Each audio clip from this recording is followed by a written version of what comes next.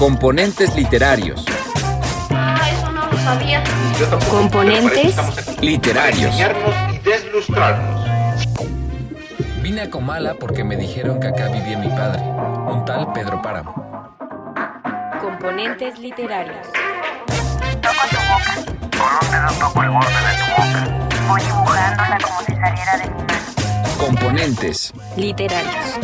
Hola, componentes literarios. Yo soy Cianya Ponce Y yo soy Gaby Pérez. y el día de hoy los invitamos a tomarse un tecito con nosotras, donde mezclamos las mejores infusiones literarias con agüita caliente. Siéntate y disfruta.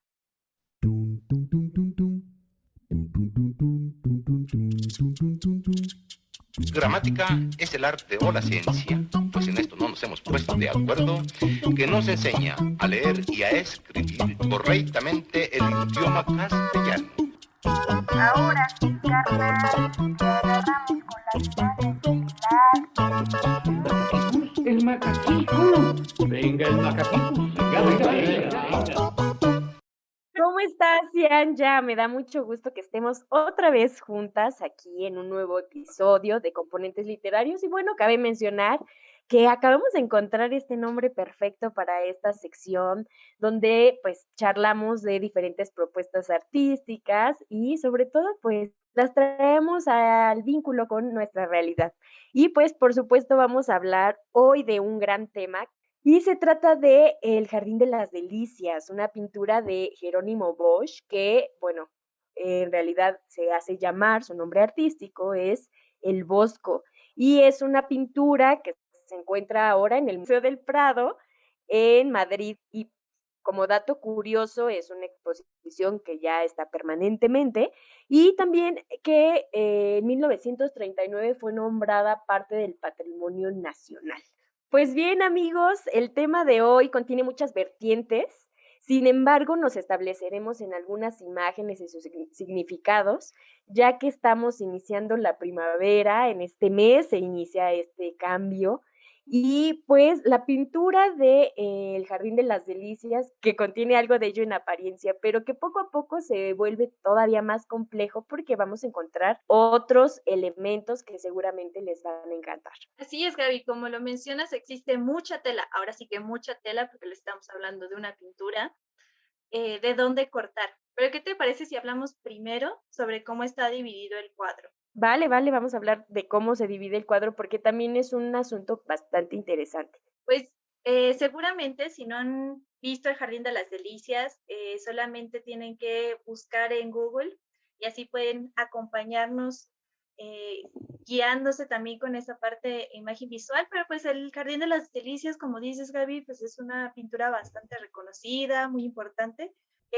Y vemos tres partes o tres escenas. La izquierda que hace referencia al paraíso, que esto me parece muy curioso que esté como a la izquierda, y yo como que he pensado que siempre es una relación de cómo se lee y cómo se lee como la Biblia y eso, ¿no? Como siempre tienen esa onda de que lo que no es sagrado se lee al revés o está escrito de otra forma, entonces esto me parece muy interesante. Uh-huh. Y aquí vemos la creación de Eva y la fuente de la vida. Y del lado derecho tenemos la representación del infierno, que es como un cambio muy drástico. En la izquierda vemos mucha luz y en la derecha vemos como que un poquito una cuestión más oscura también y como menos pura.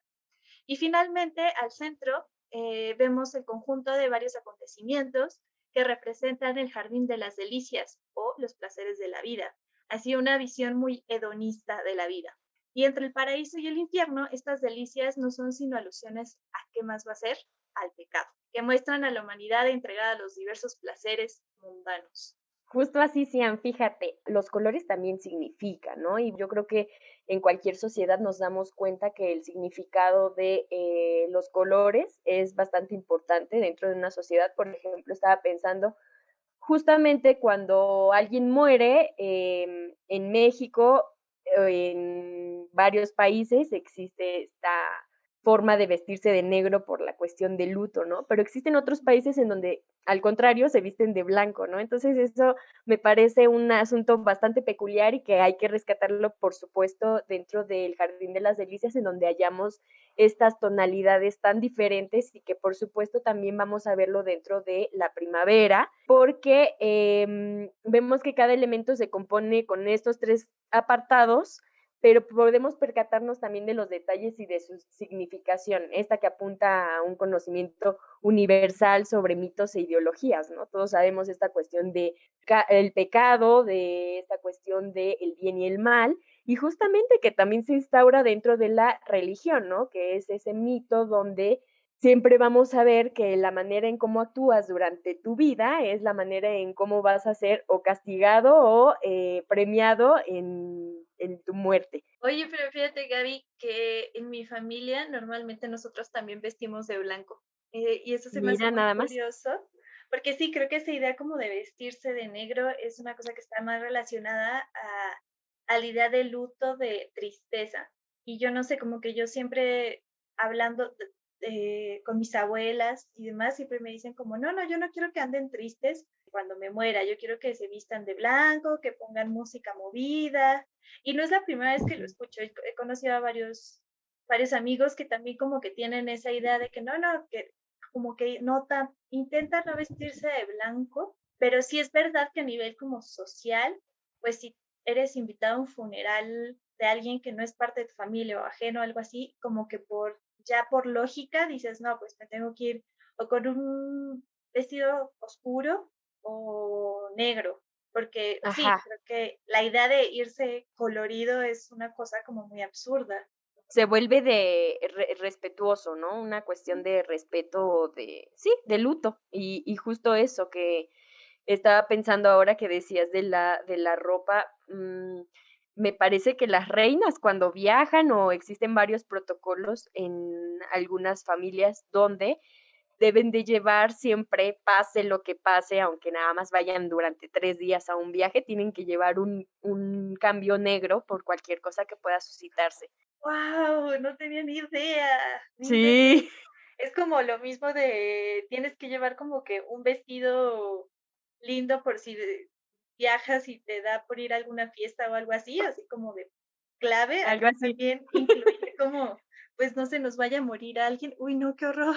Sí, como un protocolo, imagínate, como que estás, sí, anticipándolo, pero al mismo tiempo estás siendo como que preparas una situación para ser respetuoso en todo caso, ¿no? Entonces, Ujú. eso es, pues sí, parte del protocolo de muchas familias, te digo, creo que eso sí sucede mucho con los reinados ahora, Sí, actualmente sigue pasando. Y lo que sucede también, Cian, con el Jardín de las Delicias, es también ver la vivacidad de la naturaleza o una estación del año justamente en medio.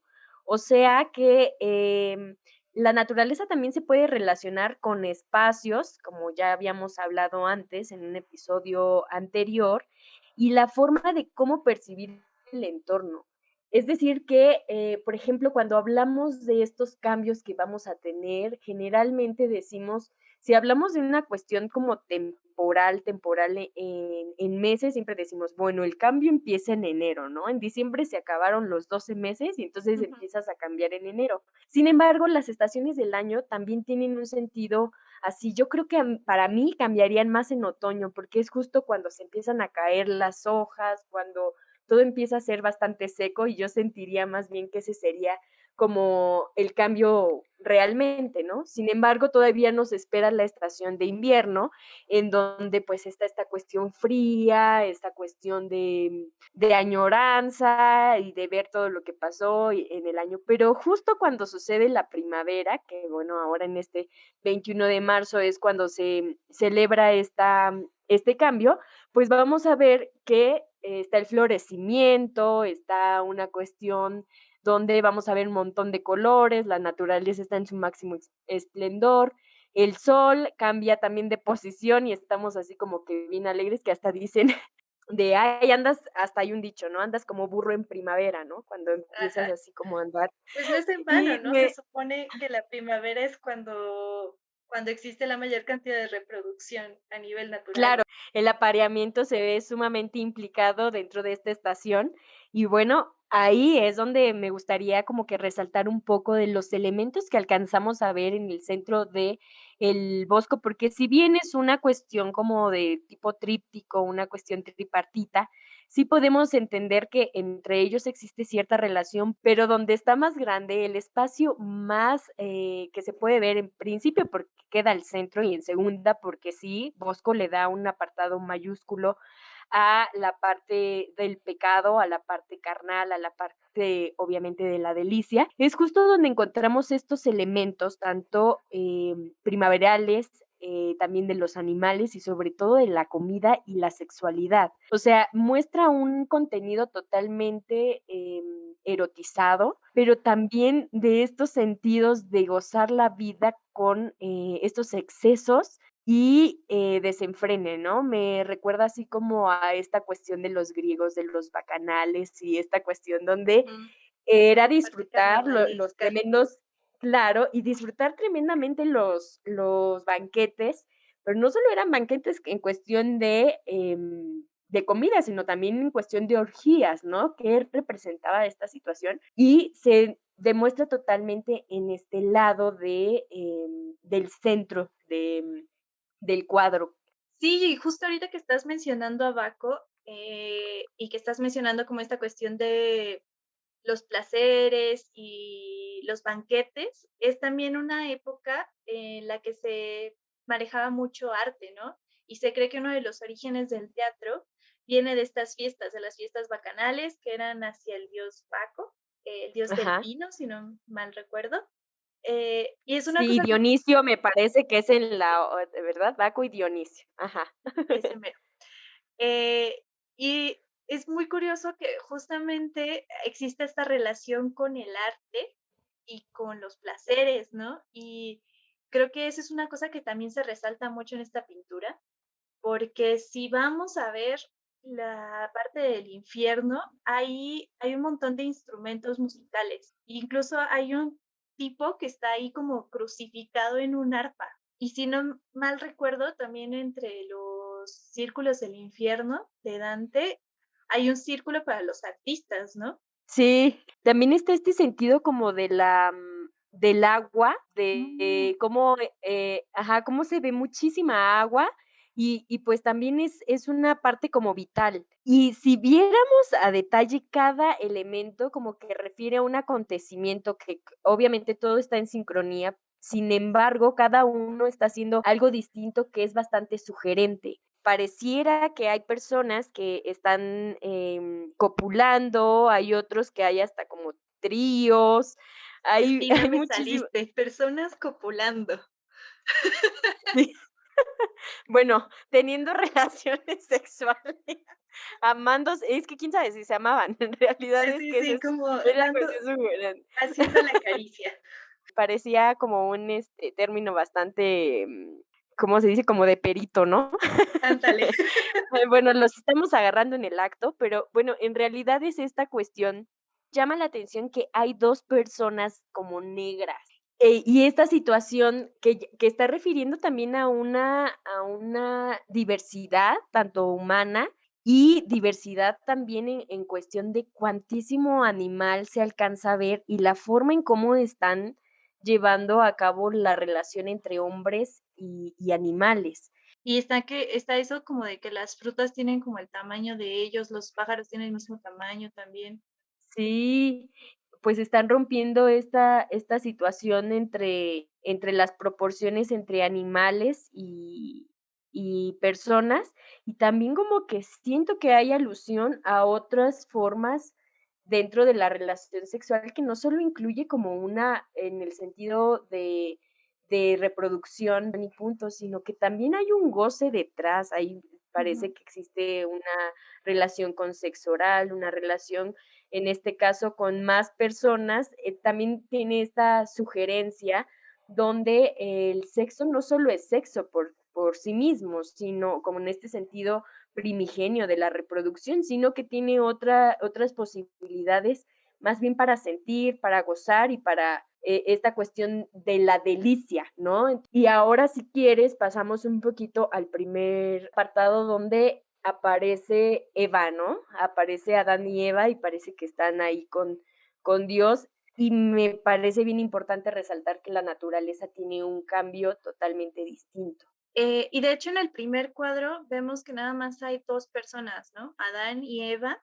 Y me parece muy curioso eso que mencionas de las proporciones de los animales y de los alimentos en el jardín de las delicias, porque es otra cosa totalmente diferente en el paraíso, ¿no?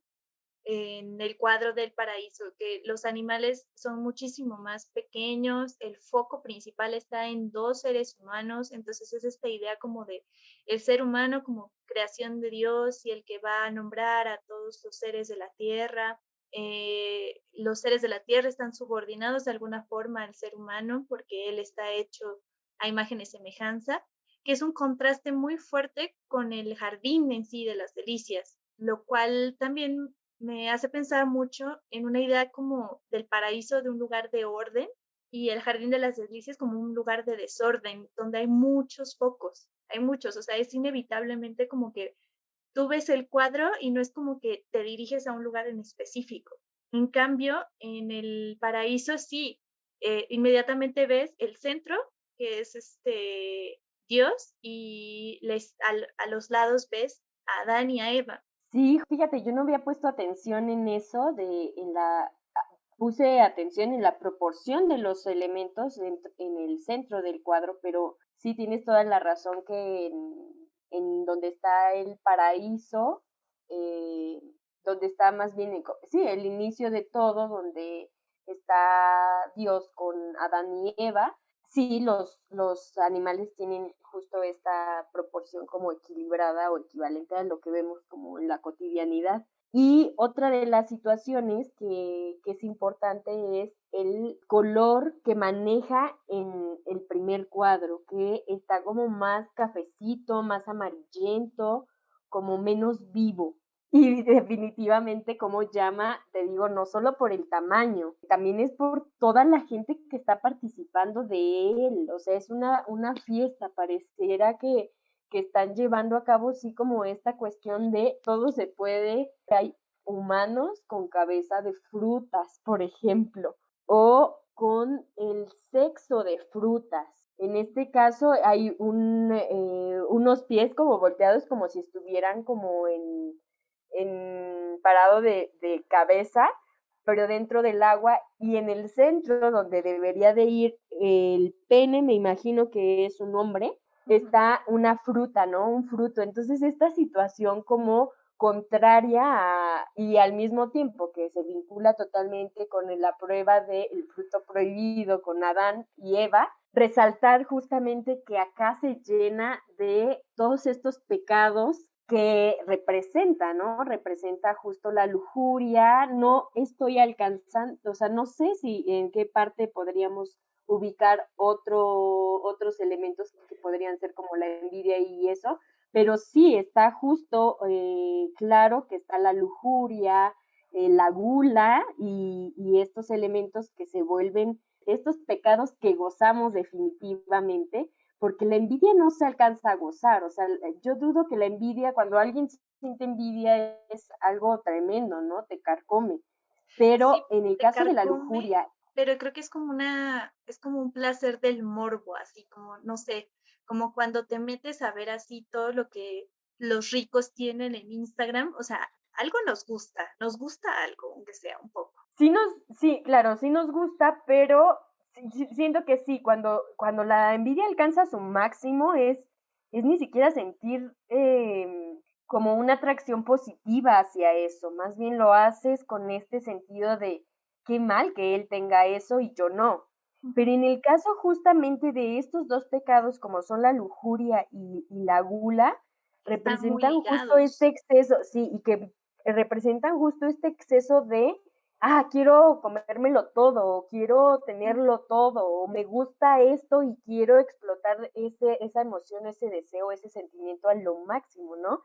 Entonces, a diferencia de como los otros pecados, la avaricia y todo, siento que esos elementos sí te carcomen, el no ser dadivoso, etcétera, sí te llegan a lastimar como más conscientemente, a diferencia de la gula de la gula y la lujuria, ¿no? Como que Sí, eso es un disfrute de sensaciones. es que está muy, exacto, está muy relacionado con el placer sensorial del ser humano. Y Así es. bueno, como tranquilos componentes, no queremos aquí evangelizarnos ni nada por el estilo. Y por eso quiero como resaltar que justamente en esta pintura, como bien Gaby comentó, los colores están mucho más vivos en la parte de la fiesta que en el paraíso. No es por nada, pero yo veo la parte del paraíso y pienso, uy, qué aburrido se ve. Entonces, yo creo que de alguna forma también, no sé, no lo sé, pero probablemente el Bosco también tenía esa idea, ¿no? Como, Ujú. yo creo que era una burla así abiertamente a la religión, era así como, no, pues no es así, o sea, ¿qué es esta onda de orden perfecto Ujú. contra lo que es la realidad, como que es mucho más compleja, donde hay un montón de gente, convives con mucha gente, hay desorden y no solamente es la convivencia con el ser humano, es la convivencia con nuestro entorno, la convivencia con los animales. Y a mí me gusta que los animales estén como, o sea, que no tengan esa idea como de ser servil, ¿no?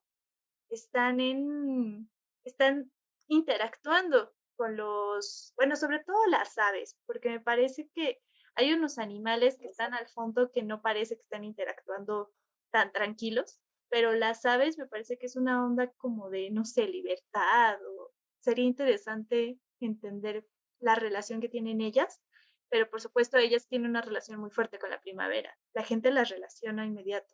Así es, definitivamente los animales sí están jugando un papel muy importante y justo es eso, de que se están viendo como sus iguales y por supuesto que están teniendo todos una libertad extrema. O Ujú. sea, no están como que supeditados a lo que hacen o dicen y acá, por ejemplo, en el paraíso se ve como que cada quien en su estado como natural o en su estado así como dices tú, de un orden, ¿no? Y bueno, también quería resaltar una parte donde podemos también ver que existen elementos que reúnen justo representaciones visuales para representarlas, ahora sí que parece esto una cuestión como que cacofónica, pero es esta representación de lo visual a la representación escrita. ¿Cómo es esto? Hay un elemento justo que lleva por nombre éfrasis y es un elemento bastante interesante que me gustaría compartir acerca de El Jardín de las Delicias, donde vamos a ver que Alejandra Pizarnik, que este sí es un dato curioso acerca de que ella amaba la obra de Bosco, estaba como muy metida en cada uno de sus obras, pero específicamente amaba la obra de El Jardín de las Delicias, a la cual le dedicó varios poemas. Y bueno, este es un trabajo de éfrasis, así se le llama, a hablar o crear una obra de manera textual, escrita, para describir o sumarle elementos y significaciones a través de la palabra a una obra visual. Y en este caso, pues tenemos la aportación que hace Pizarnik en El infierno musical y donde también vamos a ver diferentes textos, diferentes poemas como El deseo de la palabra o Piedra Fundamental, que se los recomiendo muchísimo para que vayan y vean la manera en que ella describe y también postula como el sentimiento del yo lírico para hablar sobre el Jardín de las Delicias, es decir, que hace una descripción pero desde su perspectiva. Va avanzando a través de los diferentes versos y nos muestra pues de manera imaginaria lo que está ocurriendo dentro del cuadro. Y esto me parece un asunto bastante interesante porque podríamos ver estas dos obras de manera obviamente separada, pero también con un vínculo tremendo. O sea, es decir, yo tomo una obra y empiezo a escribir sobre ella dependiendo de lo que quiero, pero al mismo tiempo estoy haciendo un trabajo literario, ¿no? No es como escribir una reseña o una nota periodística acerca de lo que se vio en un museo, sino más bien entregarse a una obra y a partir de ella empezar a hablarlo, pero con un sentido literario. Y eso me parece un trabajo fabuloso. Les voy a dejar acá abajo en la caja de descripción el link para que puedan ir y leer los diferentes poemas que son unas propuestas de Alejandra Pizarnik y que tienen un sentido bastante importante para que se pueda vincular con el Jardín de las Delicias. Écfrasis es el término y écfrasis es justamente lo que hace para combinar estos dos elementos de la obra con la poesía Alejandra Pizarnik. Este tema es bastante interesante porque obviamente es un tema que vemos a lo largo de otras obras literarias y otras obras y películas. Por ejemplo, está la película de la chica de la perla, que habla sobre la historia de la chica que tenía así, que fue dibujada con una perla, no recuerdo quién fue el pintor. Tenemos toda esa incógnita sobre quién era la Mona Lisa, tenemos toda esa incógnita de quién era la tercera persona en la última cena, e incluso me hace pensar un poco en una propia experiencia de un ensayo que nos hicieron hacer al inicio de la carrera, que era describir una imagen. Era una imagen medio bucólica, que era como que tenía varios personajes y fue muy interesante porque era como un tallercito de escritura y todo el mundo escribió cosas muy diferentes, ¿no? Y creo que eso es una cosa que refleja mucho también qué tanta influencia puede llegar a tener el arte o otros géneros artísticos dentro de la literatura y también qué cosas nos influyen a nosotros, ¿no? Como que cada quien, pues como vimos ahora, tú viste unas cosas y destacaste unas cosas del Jardín de las Delicias, yo otras, y debe ser súper interesante como hacer un experimento y imagínate que juntáramos a todos los componentes y nos hicieran como un poema basado en esta pintura, sería una variedad de cosas impresionantes. Claro, y también sabes qué, que depende también, era lo que hablábamos al principio, de una cuestión ideológica y de representación totalmente, o sea,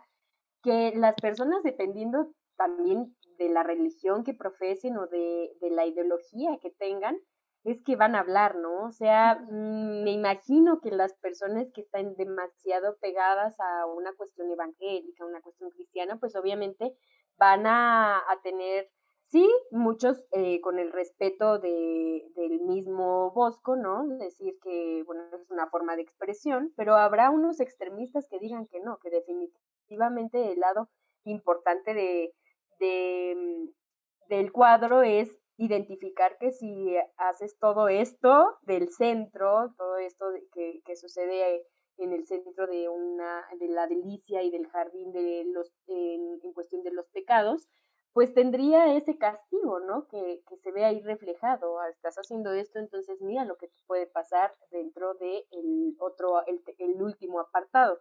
Sin embargo, también existirían pues personas que se guíen más por el lado del paraíso y que digan, es que miren, están viviendo bastante tranquilos y por qué mezclar o hacer que en tu vida te vaya mal si tienes aquí la respuesta de cómo vivirlo, de cómo vivir una vida tranquila, una vida en donde obtengas más bien recompensas, digámoslo entrecomillado, o que te puedas ir al infierno, ¿no? Entonces me parece muy sugerente la obra y sí, que en definitiva es una pintura pues bastante revisada, bastante estudiada y que así mismo tiene un montón de dónde sacarle todavía hasta nuestros tiempos, o sea, sigue siendo una obra que pues que vale mucho la pena tener como ese ir y venir de interpretaciones y por supuesto de cambios, ¿no? Porque al final de cuentas el arte tiene ese sentido también de relacionarse, como en este caso con la éfrasis de Alejandra Pizarnik, que tiene pues mucha importancia porque vemos cómo se van vinculando no solamente la literatura entre la literatura, sino otras propuestas, otras expresiones artísticas y que pueden vincularse fielmente con la literatura a través de la interpretación de un escritor, ¿no? Y en este caso de una poeta, excelente poeta. Sí, Gaby, y además de la literatura, como ya les había comentado, también puede haber otras escenas artísticas, ¿no? O sea, también otros géneros. Y Ajá. esto me recuerda a la película de The Witch, que fue grabada en 2015, y es muy interesante porque esta película fue grabada con pura luz natural, y hay varios momentos de la película que hay representaciones de pinturas en la que está basada, que es como una época en la que había bastante creencia sobre las brujas y toda esta dinámica de los cristianos contra las demás religiones que eran consideradas paganas, y etcétera. Pero pues así, ejemplos, hay infinidad de ejemplos. Y los invitamos a que chequen esta pintura, que chequen las películas, que chequen los poemas de Pizarnik y nos cuenten qué opinan por medio de nuestras redes sociales. Recuerden que nos pueden encontrar en Facebook como Componentes Literarios o en Instagram como Componentes Literarios. O pueden encontrarnos a mí y a Gaby también.